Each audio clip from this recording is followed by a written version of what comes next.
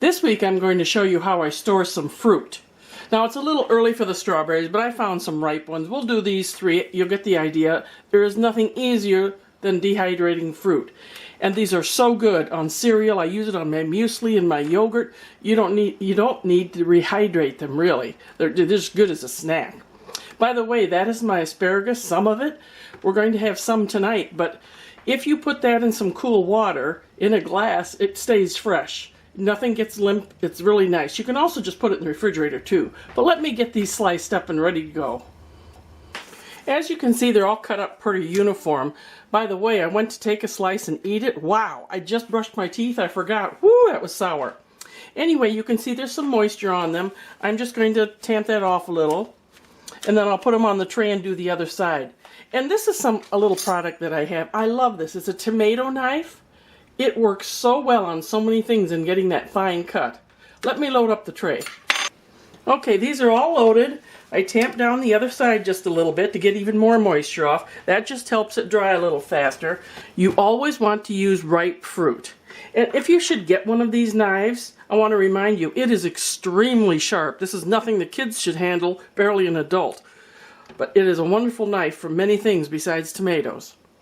So I went scrounging in the fridge to see what else I could dehydrate, and I found a pineapple that needs to be eaten. So I cut up half of it. We'll have the other half with supper. I recently just took a can of pineapple tidbits, cut them in half to make them a little thinner, and they dehydrate so beautifully. They are so delicious. You don't need to put sugar on them, believe me. This will be a nice snack for the trail. This has been about 3 hours. Now, a lot of these are done, and when I say done, I mean this, you feel no fleshiness in there. There's no liquid. It's not that it's brittle, but it's done. It's just a thin wafer, dry. This, on the other hand, was cut a little thicker, and I can feel all kinds of moisture in there. So this has got to stay on. But most of these are done. I'm going to take them off. Actually, you could leave them on there if you want, but I'll take off the ones. I think we're going to have a couple that need to keep going. Now, the pineapple are going to take a lot longer. Well, you can imagine that. But I must say, I think the ones when I did the canned pineapple, they went faster, but we're going to keep this going. Should be good when they're done. When the strawberries were done, I put them in a bag and I sealed them up, and I put them in the freezer with my stash. Now, the pineapple was leathery when that was done. I forgot to take a picture for you, but one warning about this dehydrated fruit chips, it's very easy to eat a whole pineapple in one setting, so you have to be careful how many you eat at a time. The other nice thing is there's no sugar added to this fruit when I dehydrate it. When you buy dehydrated pineapple or bananas, they're just coated in sugar or honey. Now, I have tried the bananas. I was not pleased with that. Blueberries don't make the trip. And when it gets to be summer, I'll show you how I do peaches, which are just so easy.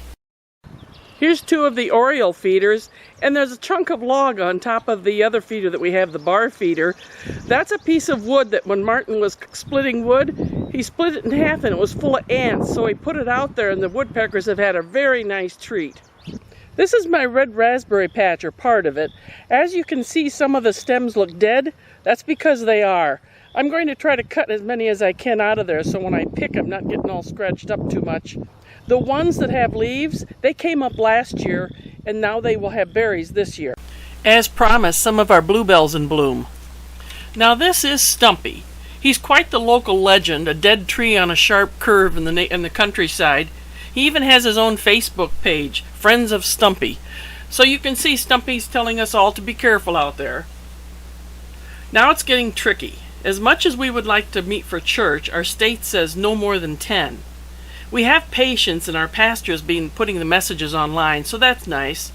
We had a social distancing visit with Paula and Dave. They're in one of Mart's cabin videos. Paula is Martin's sister also. We even had a meal together with the hot dish on a table. Everyone had their own spatula to dish up their plate. It was cold out there, but it was worth it. Speaking of cold, it's been very cold in our area, and it's hard on the farmers and the gardeners when it's so cold. We want it to get warmer. I can't wait to get back to the pool. Every once in a while I go in and I smell my swimming suit just to get nostalgic about the chemicals. I'll keep putting on videos as long as I have something to do here. Next time I'm going to do some dehydrating of veggies. I hope you're realizing just how easy it is to do this. So until next time, stay smart, stay safe, and stay warm.